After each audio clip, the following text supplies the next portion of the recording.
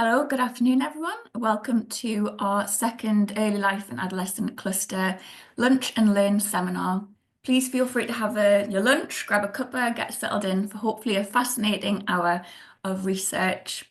If you could have your microphones muted for the time being, that would be great. There will be opportunity later to ask some questions, so feel free to put your questions in the chat as we go, or you can come off mute later on and ask a question during the designated time.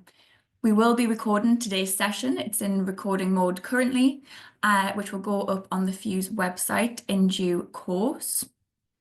If you would like to post about the event on social media, please can you use the hashtag FuseELAC.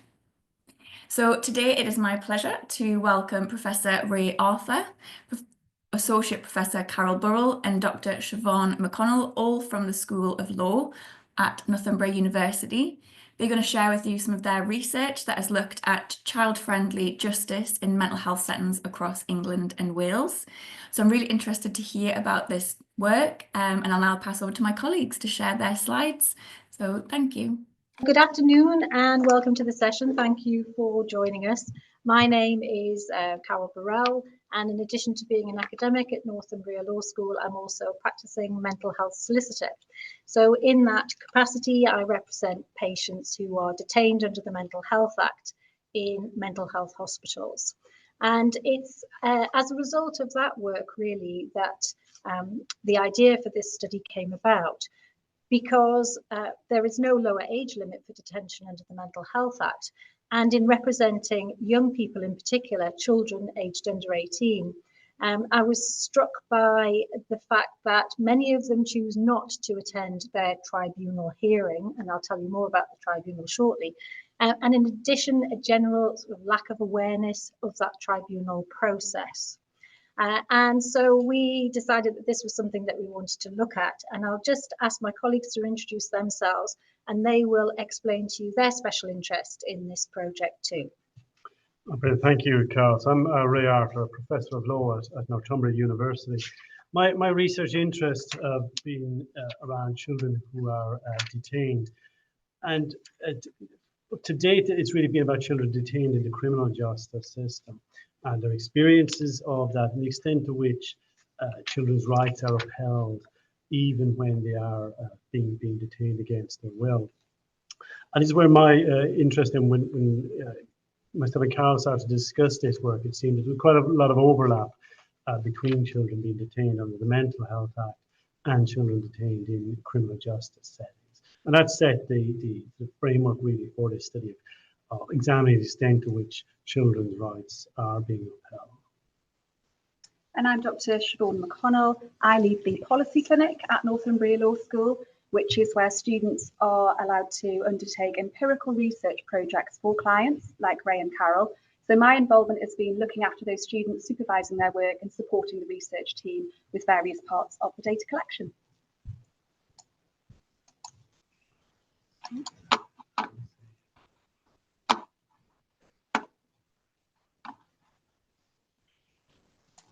Great. So we are assuming you can see our slides there?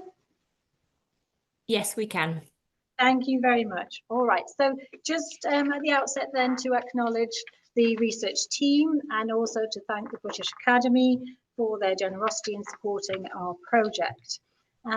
And the context then. So the context for the study relates, as I've said, to children who are detained under the Mental Health Act. And the Mental Health Act 1983, that operates in England and Wales. And it's the Act of Parliament which regulates the care and treatment of mentally disordered patients who present a risk to themselves and or to others, and for whom there's no less restricted option. So the umbrella term mental disorder is used to describe a range of different individual mental disorders. It's very broadly defined in the Mental Health Act as any disorder or disability of the mind.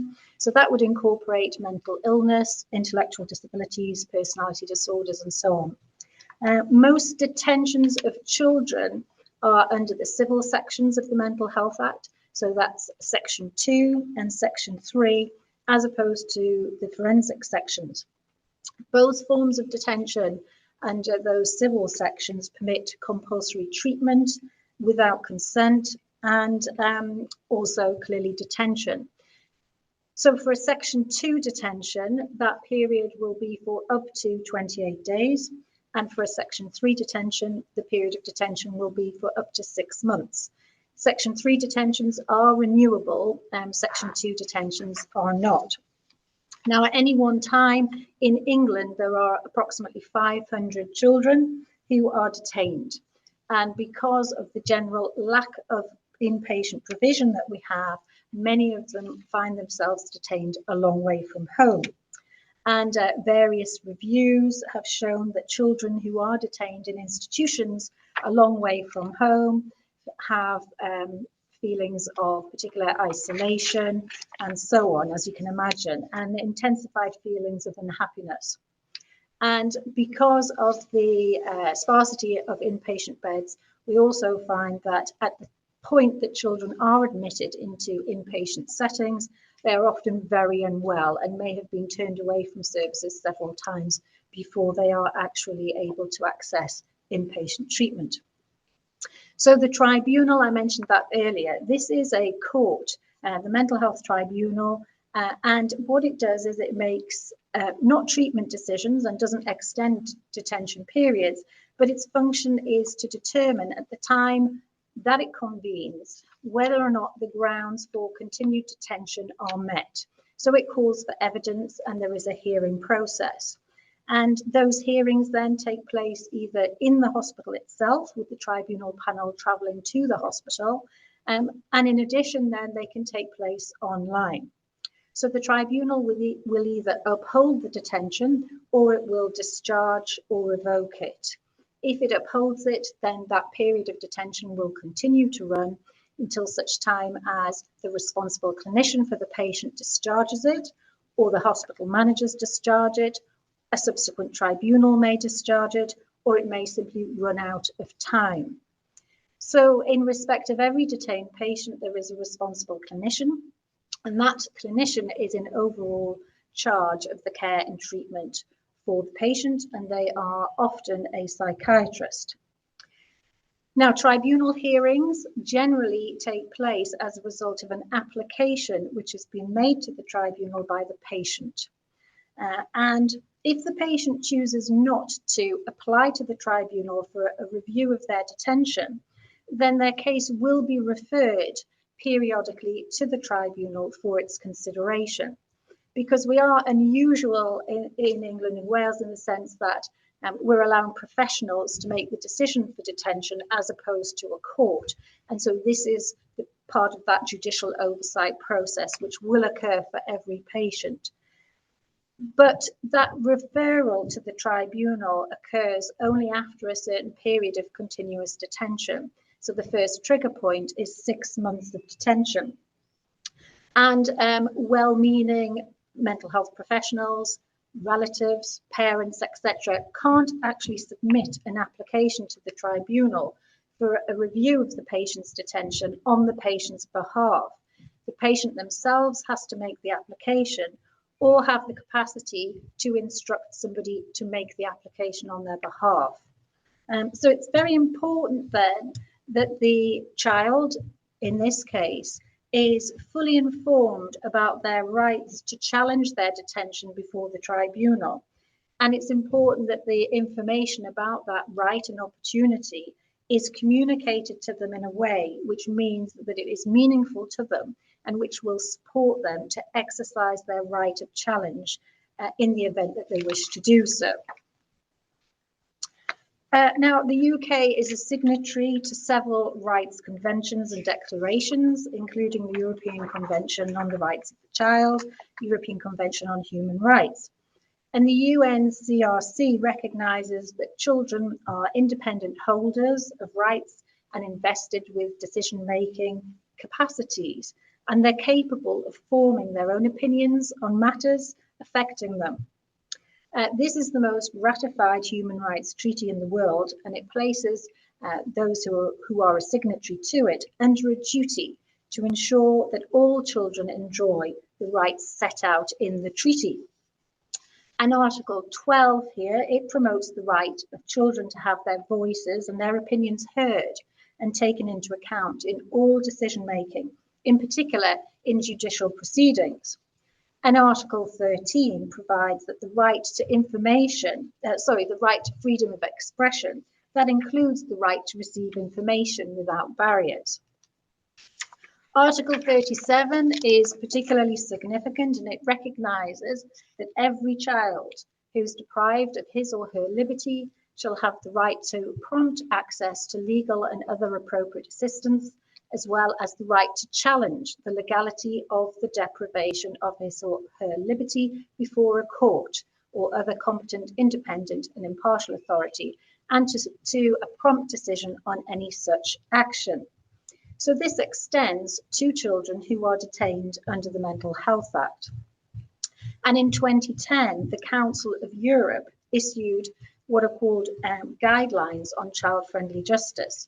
And they were developed as part of the Council's comprehensive children's rights strategy. So the guidelines serve as a set of recommendations to the 46 member states of the Council of Europe, which includes the United Kingdom. So the guidelines on child-friendly justice are based on European Convention of Human Rights and jurisprudence of the European Court of Human Rights, whose judgments are binding. So the guidelines serve as a practical tool for the member states in how to adapt their judicial proceedings to the specific rights, interests and needs of children. So what we wanted to do in our study was to look at the impact of these guidelines in practice, specifically in respect of detained children and rights to access the tribunal. So what I've got for you here on this slide is section 132 of the Mental Health Act and the guidelines on child-friendly justice. So if we look to the legislation first, section 132, it requires the managers of the detaining authorities, so of the hospital detaining the adult or the child under the Mental Health Act, it requires them to take such steps as are practicable to ensure the patient understands what rights of applying to a tribunal are available to them, including giving requisite information both orally and in writing. And the guidelines emphasise that children should be thoroughly informed on their rights to have recourse to judicial proceedings, that children should receive information in a manner adapted to their age and maturity, in a language that they can understand, in a gender and culture sensitive form. And child-friendly materials containing relevant legal information should be made available and widely distributed, and special information services such as specialised websites and helplines established. So in order to examine the extent to which domestically we are meeting those requirements of the child-friendly justice guidelines, we developed a study made up of several stages to allow us to research this. So as I mentioned, I lead the policy clinic, which is part of our clinical legal education programme. And in the policy clinic, students undertake research projects which were designed to influence law reform. So this project presented an ideal opportunity for students at Northumbria to get involved in a live research project. So they were involved in the first stage, which was the undertaking of freedom of information requests, because we wanted to find out, well, exactly what information is being provided by NHS mental health trusts, and equally importantly, how that information is presented. The next stage, I'll come on to later, was to work with the children, to work with the detained children to find out, well, what do they actually know about the information that is being presented to them? So just to pick up on the freedom of information request first, as you will probably know, under the Freedom of Information Act 2000, public authorities are under a statutory obligation to provide information which is requested. They have to do that quickly, within 20 working days, and so the use of freedom of information requests for research purposes provides a very quick and easy way to collect a lot of data. They're getting increasingly popular in the UK, particularly amongst law schools, to carry out research. There are lots of positive benefits to them. You can tailor your freedom of information request to your research question, and I'll show you ours in a minute so you can see just how tailored that was. It also is a method that complements lots of other research methods, like the Diamond 60 that I'm going to talk about in a moment, which we worked on with the children. And also, it's a fantastic way of comparing information that's coming from different public bodies. So that's what the students did. They sent 30 NHS mental health trusts freedom of information requests by post, email, or through online portals in 2019. They then collected all of that data, and there was a lot of data, and performed the first round of content analysis to work out, well, what is actually being provided to detained children. This was then repeated by the research team in 2024. Now, the reasons for repeating the exercise were varied and very justifiable. First of all, we had had the pandemic, and obviously lots of things had changed during that time period, including with tribunals, the move from face-to-face to online tribunals. So it was really important to see what information surrounding that was potentially being provided. Also during that time period, Ray and Carole had progressed the project involving working with the detained children. So it was at the point of going into the mental health trust to speak to some children. So we wanted to make sure, well, what currently is the information that is being provided? And again, with freedom of information requests, it's an ideal data collection method because we could compare what was being provided in 2019 with what was being provided in 2024. So what had changed? So again, content analysis of the information, and then ongoing content analysis to assess the readability and age appropriateness of the information using specialist software, which Ray will talk about in a moment. So here is our freedom of information request. As you can see, it's very much tailored to section 132. So it's easy enough, I suppose, for the person who receives the request to identify what we are looking for. We asked them for brochures, leaflets, information packs, and then if you see further on, we said if there's anything being supplied in an online or digital format, please provide the links for that too. And then right at the end, making it very clear that it was a request under the Freedom of Information Act, and so the information has to be provided within that 20 working day period. Thank you. Yeah, so the material, it was examined using this Flesch-Kincaid formula. And this gives a text as a readability score of between 1 and 100. 100 being the highest readability score. And the readability is a measure of the ease at which a passage of a text can be read. And the formula uses a mathematical formula to analyze readability based on the number of words in a sentence and the number of syllables in each word to produce a grade. And we can see some of the grades here, and I'll talk you through those in a moment. But we chose the Flesch-Kincaid formula because it's easily accessible, it's electronic, and it's amongst the most widely used in terms of validation, where it shows a positive correlation between poor understanding and the content of written documents. So the Flesch-Kincaid formula uses two tests, and we can see these on the screen here, the Flesch Reading Ease score and the Flesch-Kincaid grade level, which equates to the sort of school level that one would expect to have achieved to understand the text. Now, both tests are calculated using the same units, that is word length and number of syllables, but there are different weightings for each test. So you can see the scores here. This is a sort of an amalgamation of both the 2019 and 2024 documents. And we can see that the reading ease scores on the information provided in relation to Section 2 of the Mental Health Act range from being easily understood by a 13 to 15-year-old school student to being easily understood by an average 11-year-old school student. And on the Flesch-Kincaid grade level, again, it is ranging from reading age of a 7 to 8-year-old to the reading age of a 13 to 14-year-old, with the average being the reading age of an average 12 to 13-year-old. In relation to the information provided on Section 3 of the Mental Health Act, again, we can see the scores here ranging from easily understood by 13 to 15-year-olds to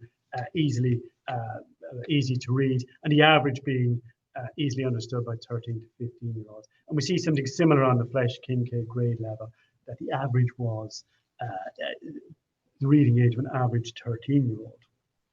So these results are quite disconcerting in many ways, but they do reflect an average reading grade level, which means that much or some of the material that's being given to these children will require an even greater reading ability than what we can see on the screen. Now, the Flesch-Kincaid formula, it's useful for providing rapid quantitative estimates of readability, but it doesn't necessarily measure reading comprehension. These scores, they represent superficial proxies from which comprehension can be deduced. Other aspects, such as the layout of the information, the font size, the color of the leaflets that children are being given, how much white space is on the leaflet, these are not taken into account on the Flesch-Kincaid formula. And these can also have a greater impact on readability. So we did, as a research team, we did engage in a much more quantitative analysis of these materials. And I'll pass you to Carole to discuss what we found in relation to that. Thanks. So a summary of our findings then, having analysed the responses from the Freedom of Information request, is that the information was inaccurate, misleading, incomplete. It demonstrated a lack of age appropriateness, and there was a lack of reference to specialised websites. I'm going to show you some examples, and I'll limit that then to Freedom of Information responses received in relation to the Section 2 detention. So just a reminder in relation to that, that's the detention which will last for up to 28 days. And a couple of significant things in relation to that when considering the tribunal is that the application to the tribunal must be made within the first 14 days of detention, and the hearing will then take place within 7 to 10 days after the application has been submitted. And the patient has one opportunity to have a mental health hearing during that Section 2 detention period. So must apply within the first 14 days, hearing will take place within 7 to 10 days thereafter, and there's one opportunity. And what we found overall was that when relevant information was being provided on the leaflets in respect to the right to challenge detention, it was being provided in a way which marginalised really the young people's participatory rights. So this example here is a standardised patient information leaflet which was produced by the Department of Health in 2008, and it's undergone sort of minimal changes since that date. It's not obligatory to use this. It's 5 pages long, and what you can see currently are the first 2 pages of the document. And the yellow highlighting is something that I've added because it directly refers to issues relevant to the right to apply to the tribunal. And you'll see then that the text is mainly black against a white background. There are no pictures and there's minimal use of colour. This particular one has some yellow shading, but many of the versions that we received didn't have that. Sorry, some purple shading, I should say. So the first part of the form on page 1 that I've highlighted does point out to the recipient of this that they can be kept for up to 28 days. Now, what we found then, and this was something that came about as a result of the 2024 data collection period, only 6% of the trusts who responded are actually providing the date of the Section 2 detention. And that's significant because if the application to the tribunal has to be made within the first 14 days, it's important to know when those 14 days commenced, and also when those 14 days essentially come to an end. Because if the patient misses the deadline for applying to the tribunal, then their opportunity to challenge their detention on that section is largely lost. So you'll see there at the bottom of page 1 that there's a space for to be written the date that the 28 days ends. But again, that doesn't really inform clearly what the time period is for the application to be made. And so on page 2, there's reference there to, yes, you can appeal against the decision to keep you in hospital under section 2. Over the page, I've circled there with yellow other content which is relevant specifically to the tribunal. And it does refer to, again, you being able to apply in the first 14 days, but no dates there as to when that period starts and finishes. And you'll see that there is an address there that's provided. If you want to apply to the tribunal, you can write to, and there's an address. But this is not a free post address, and writing to the tribunal does certainly create the impression that one would need to obtain the means in order to send a letter. There is a phone number, an 0845 number. If you ring that number, you will be disconnected. That is not the actual phone number for the tribunal service. Bear in mind that this was a leaflet that was sent to us in the 2024 data collection period, but that telephone number had changed as long ago as 2019. And what we found in the responses that we received in 2024 was that roughly half of the trusts who responded were still providing the 0845 telephone number on their written materials. That's the last page of the form. Now, there's another example here of the information that we received from, this was from the 2019 data request. The actual document was twice the size that you can see, but the part of the form that was relevant to tribunals was just a few lines there contained in what is clearly a very densely worded document. And there's reference there to, you've got 14 days from the date your section was enforced to apply to the tribunal, but no dates to indicate when the 28 days started, when the 14 days finishes, and so on. So dense narrative, rather unappealing in terms of its presentation and its language. Now, we found also that a number of trusts had produced what they describe as easy reading versions of patient leaflets. In the majority of cases where the easy reading versions were being provided to the detained children, this was in addition to the provision of the Department of Health leaflet that we saw earlier. And in fact, we found that in a number of cases, young people were being provided with a wealth of paperwork on their admission. One trust that responded in 2019 was providing 13 different leaflets to a detained child on admission. It had reduced to 10 in 2024, but this overload of written information is not helpful. The telephone number there I've highlighted, that's correct. That is the telephone number to contact the tribunal service. The picture that's on this leaflet reinforces this idea that in order to apply to the tribunal to challenge your detention, you need to source a pen, a piece of paper, an envelope, a stamp, and so on. It does refer to the relevant timescale of being 14 days for the application.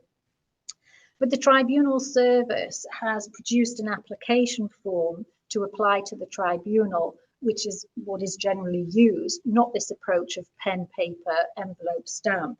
The document, which is available online, is downloaded. The information that is required can be input into it, and then that application form can be emailed, faxed, scanned through to the tribunal service.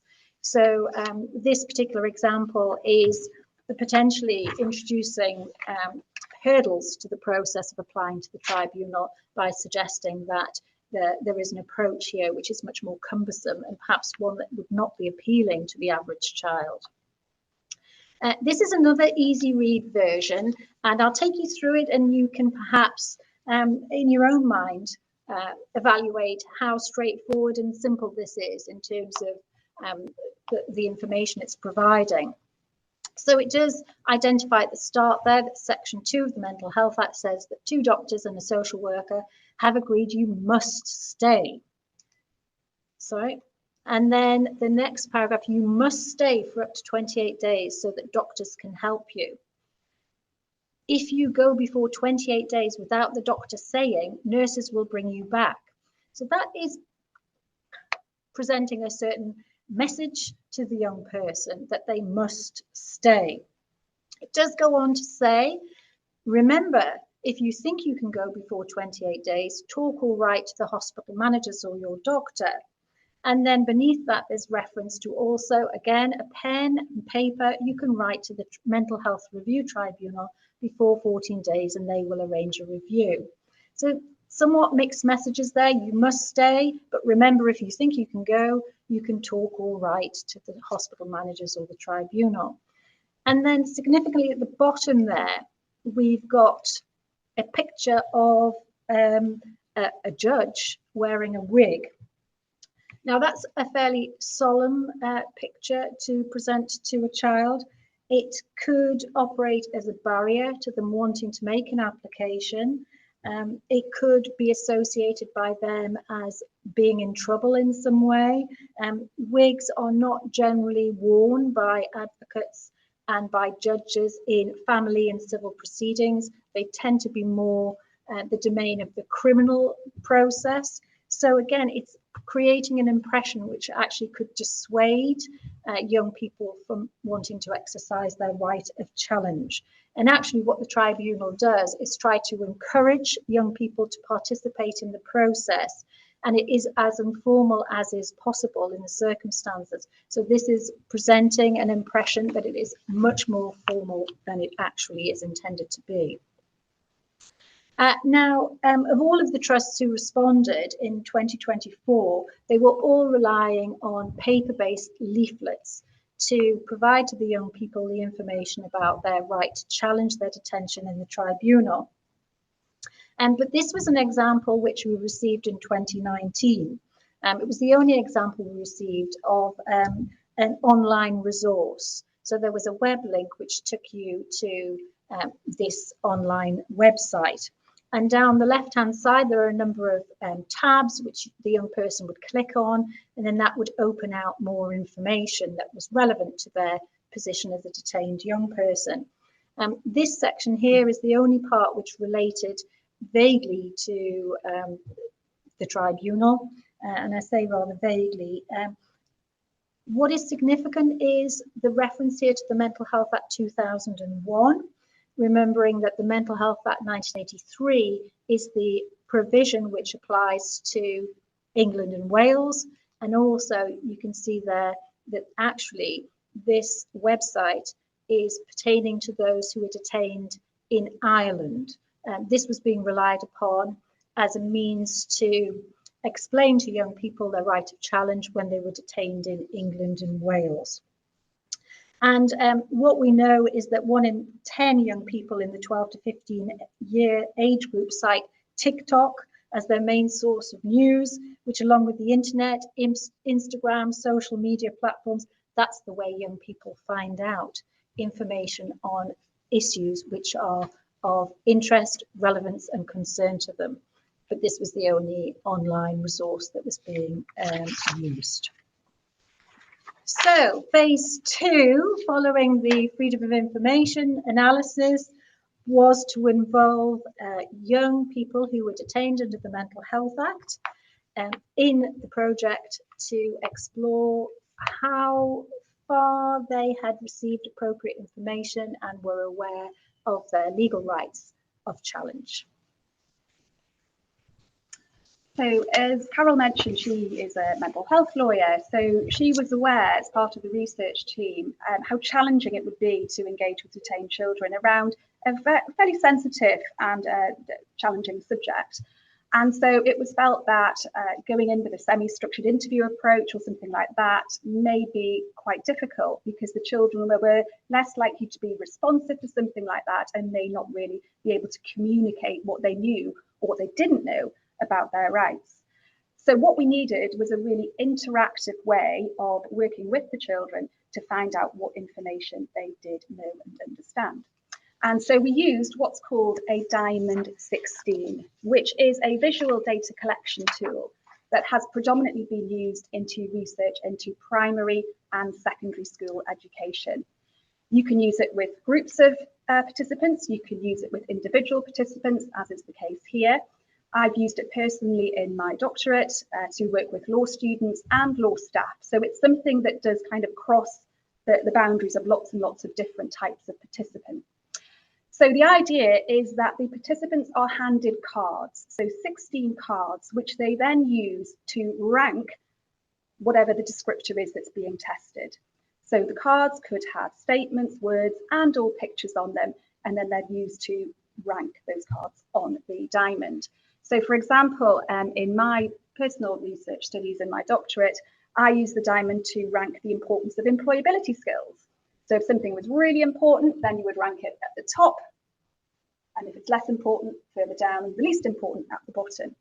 But here, what the research team was doing was testing knowledge of information. So do you know something? How well do you know it? Would it go at the top? If it's something you know less about or you don't know at all, moving more towards the bottom. What the Diamond 16 presents you with is a very quick and easy way to collect data. And because of its nature, because the participant is actually doing the exercise themselves, it's very, very interactive. So it gains their attention, it gains their interest, and that's certainly something that the research team has found on this project. The other benefit of it is it does produce a lot of quantitative and qualitative data. So by quantitative data, what you can do is you can give each of the lines on the diamond a figure, and therefore you can use those figures to then represent the data in graphical formats. You can also collect qualitative data. So in this research project, the detained children were asked 3 questions around the card placement. And that means you've got some qualitative data to find out, well, what's going on behind the card placement? What are the thoughts and ideas that are surrounding that? So this is the diamond that was actually used. This is the outline of it. So as you can see, it's all based on knowledge. What do the children know? Moving towards the top of the diamond. What are you not sure about? Moving towards the middle. What are you less sure about or you don't know at all? Moving towards the bottom. So I'm going to show you a diamond on the next slide, but I must say this is not a diamond that's been produced by some of the participants in this study. It's just so you can see examples of the cards. So as you can see, 16 different cards with the information rights presented in different ways. So as you'll see, these cards contain words and pictures. They were produced by the research team in consultation with a qualified speech and language therapist who had specialised in working with detained children. So she recommended that they should be on a yellow background and also checked that the wording and the pictures would work for this particular category of participant. So very straightforward to use, as you can see. Do you know what a tribunal is? You can put that higher up on the diamond.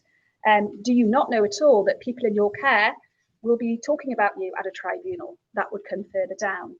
And certainly from the research team's experience of using this with several children now, it has worked really, really well to get the participants giving information about what they know and what they don't know about their rights. And I think Ray is going to take us through. Brilliant, thank you. A bit more on that. Thank you, yeah.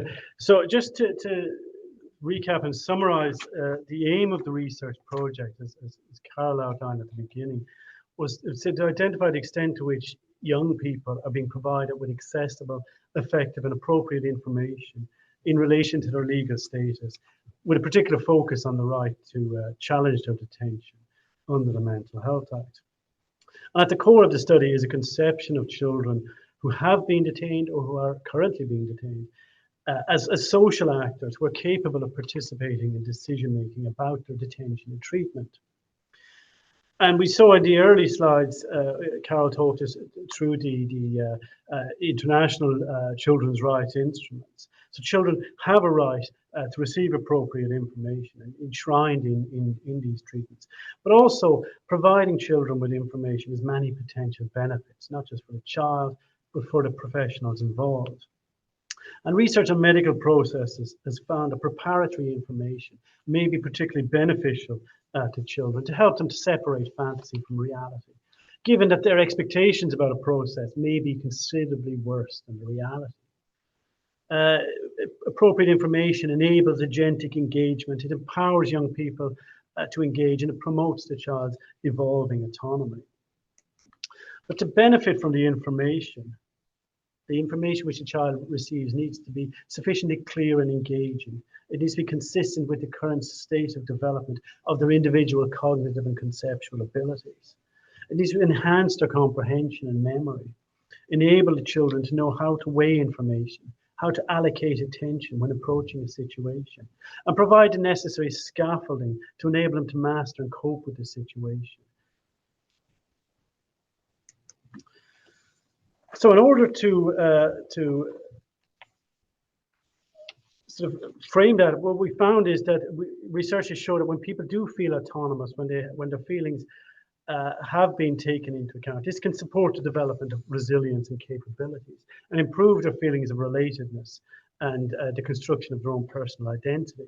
And conversely, a lack of subjective sense of autonomy can result in experiencing lower well-being and non-optimal functioning.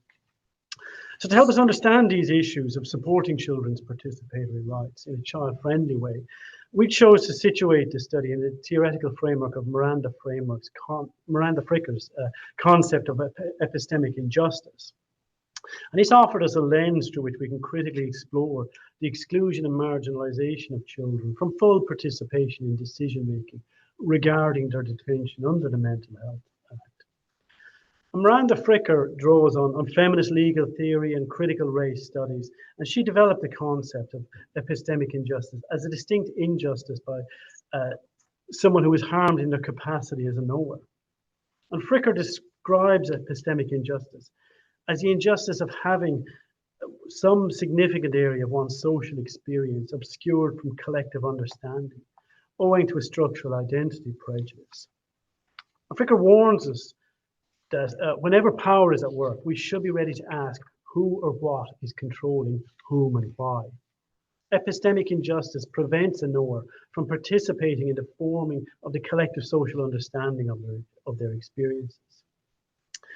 And Fricker's framework allows us to unravel the legal and social practices that generate accepted norms and structures that inevitably and sometimes imperceptibly produce hierarchies of oppression, injustice, and subordination of children's rights, rooted in societal power structures and informed by stereotypical assumptions about child participation. Let's skip that slide. Now, applying this framework to the research we have conducted provides a lens to which we can examine the participatory rights of children detained under the Mental Health Act. And Rosa Tonano's study of encounters between clinicians and patients with psychosis identified three necessary conditions for epistemic injustice to occur. And we can see these on the slide here.